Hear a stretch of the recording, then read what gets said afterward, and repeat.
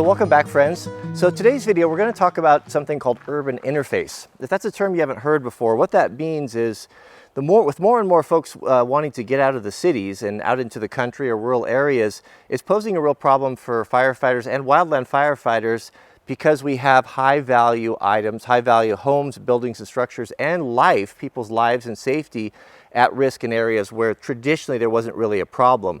This video is going to be kind of a tutorial to help you if you live in that environment to harden or to bomb-proof your home and give it a much better chance of surviving wildland fires, say if you're home or even not at home. We're going to be talking a lot about techniques today, things that you can do, and equipment as well. Equipment is also a big part of it.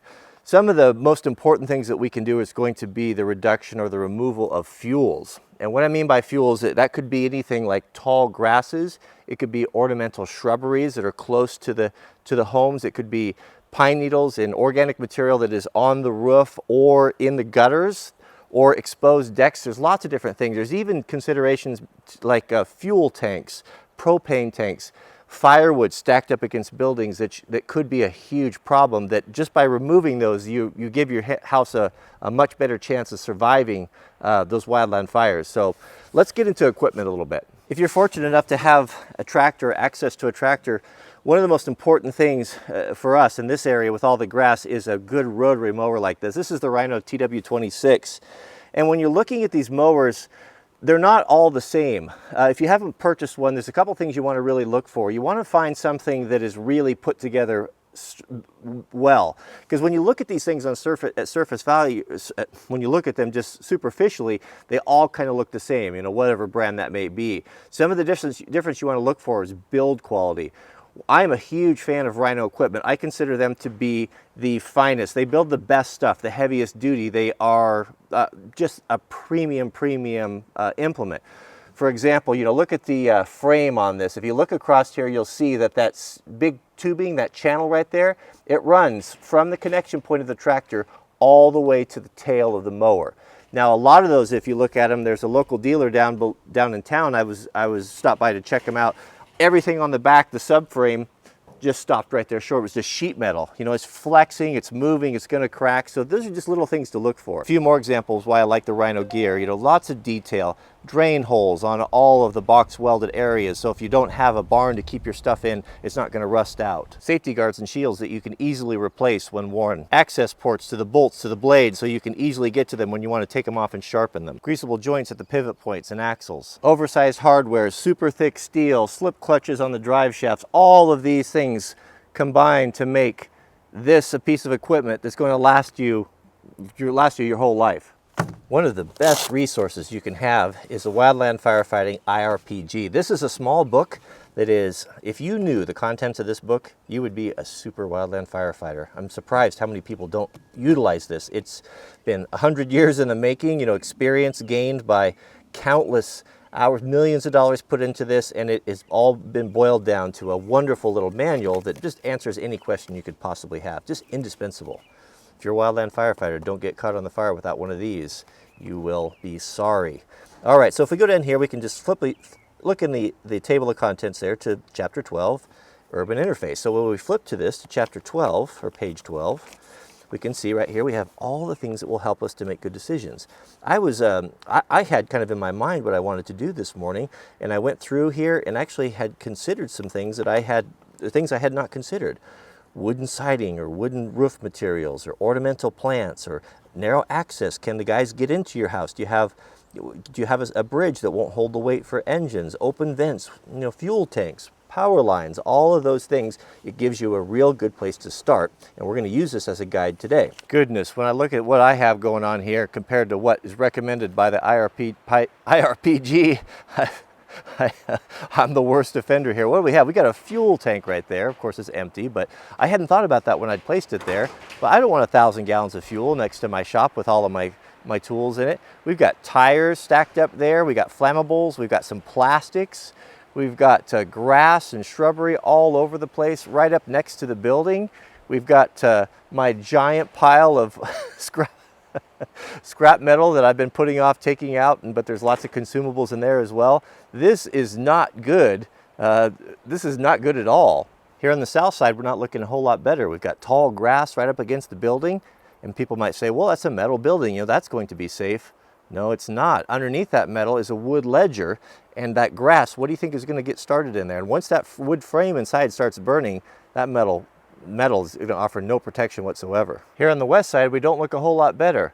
Look at, we've got fiberglass panels that are out there from the winter time. And that's a big problem, because if we have embers that blow in there, what's it going to start? It's going to start fuel cans or paper or anything that we have in the shop that's going to get it going. That's not good at all. We've also got some pretty big trees right there. Now they have been limbed up on the ground, but we've got branches that are kind of overhanging, and if those trees go up and get torched, you know, that could be a problem too.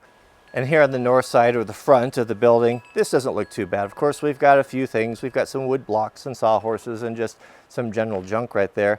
One thing that I had not considered before is there's a small wooden ramp right there at the man door that's on the ground that really serves no purpose other than just a good place to get a fire started up. So we can get this cleaned up and buttoned up as well. Also really important, make sure that if you have doors or don't have doors, you want to get those installed and make sure that they function properly, because you don't want hot embers blowing in there and getting those fuel cans started. And finally, before we get started, be careful when mowing when it's hot and the conditions are really dry. A metal mower blade spinning can hit a rock and send a spark, and the whole field will be up and just engulfed in a matter of just seconds. So pick a day where early in the morning when the dew points up, if it's moist, get up right before dark and start mowing then, or in the evening once that relative humidity starts to raise up and get higher. Make sure, if you have the ability to have a fire pump or something, have that ready. So we're going to be working on this house today. It's a kind of a cooler day. The RH is up quite a bit, and I feel comfortable with mowing because it's early in the morning. Plus, I have the fire unit charged and the hoses spread out, ready to get by. So if something does take off, I can get right on it and deal with it.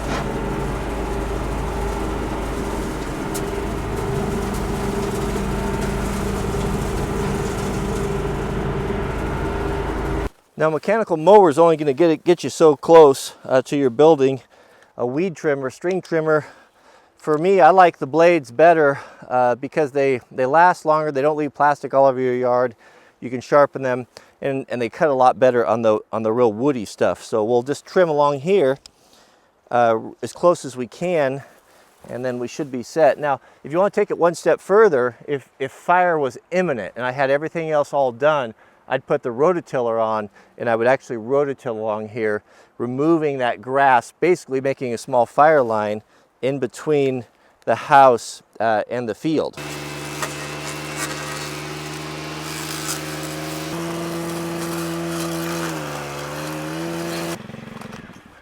Now, be advised that the metal blade is going to throw sparks when you hit rocks and things. So, if you are in really there's a high probability of ignition, make sure you go with the string trimmer. That is much less likely, if not impossible, to throw sparks. So just kind of consider that. It's kind of a natural tendency for guys to want to put things next to our buildings, and it's not the best idea, I'm learning, in this situation, because it makes it difficult to mow around and to trim, and you just kind of put it off. So we'll just start on the west side here and start getting everything off the building so we can get in there and keep it trimmed up and find another place kind of isolated from any of the structures for fuel tanks and storage of tires and things like that. It's just not necessary.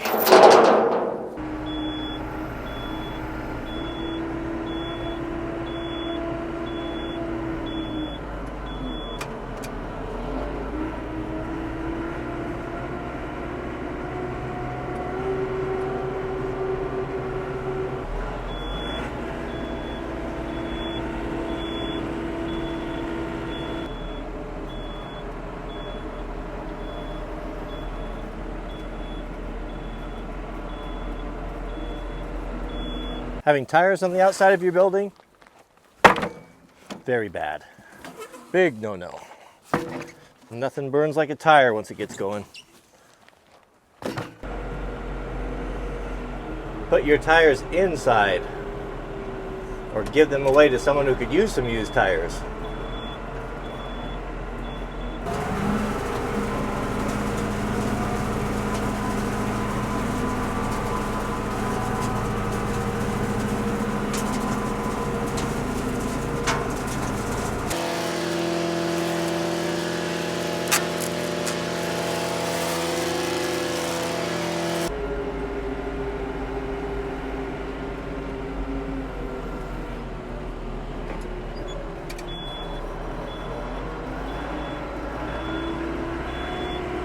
So that looks a lot better, wouldn't you say? I told you I'd show you all four sides. This is the north side. Here's the west side. I didn't get to my scrap metal pile yet. I'm gonna have Brian start helping me haul this to the recycling center tomorrow. And the south side. And finally, the east side.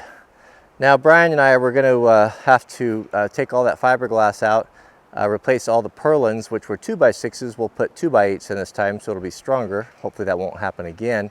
And replace that faded old fiberglass with some clear, which will really update the building, make it look a lot nicer than it does now or previously.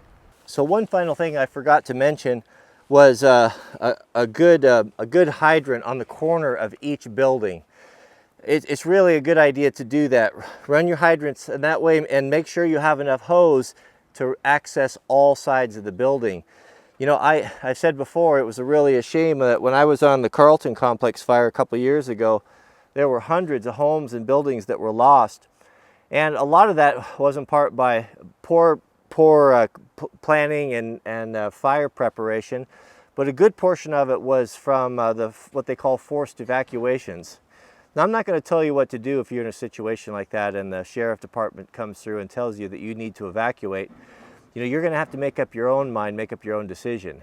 Nobody can make you leave your home. You can stay and fight to protect your home if you want to, but you need to really consider the risks. You know, you need to take a look at the environment and see, is it savable? And if you know, no possession, no house or anything is worth your life, but if you think that you've made the proper preparations and that you can hold it out and you can be there to put out any fires that might start, you know, that's something you might want to consider. I would never, ever evacuate. I would stay and I would fight the fire here myself. I might send my family away to a hotel, to a safe place, but I would certainly stay because I've made the preparations and I kind of understand fire behavior, and I feel confident that I have a safe enough place here that I could handle the situation. If you don't have a fire skid or a fire suppression system, when you're looking at hoses, make sure you don't go cheap on that. Get good hoses. I buy the USA-made good rubber Goodyear hoses that are a 3/4 inch size. Make sure you size your hose to the same size as your standpipe on your hydrant. You don't want to. You need to get all the water that you can get. It's on that Carlton fire, houses that I saw burnt down, many of them were just a little fire that crept along in the grass and started burning when the siding got caught on fire.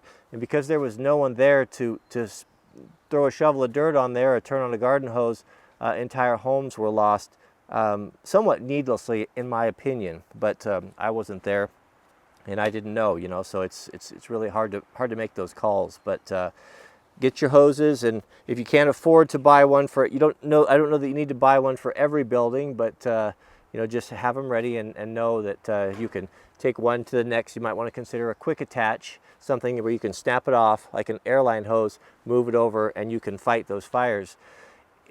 Oftentimes they don't come in a big wall like you know, like maybe you see in the movies on TVs. What will happen is the wind will usually be blowing towards you and the fire is coming at you. And those embers far away, miles and miles away, will ignite, go up into the air, burning pine cones and things, and the wind will blow them and they'll start what they call spotting fires.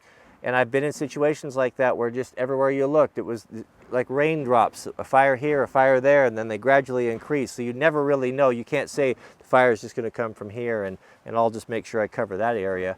You have to be really flexible, you have to be really mobile, and it's a dynamic situation, and you need to be able to move and react very, very quickly. So just a few things to keep in mind. So I hope this was helpful to those who are living in the urban interface, and that's it. We'll see you guys on the next video.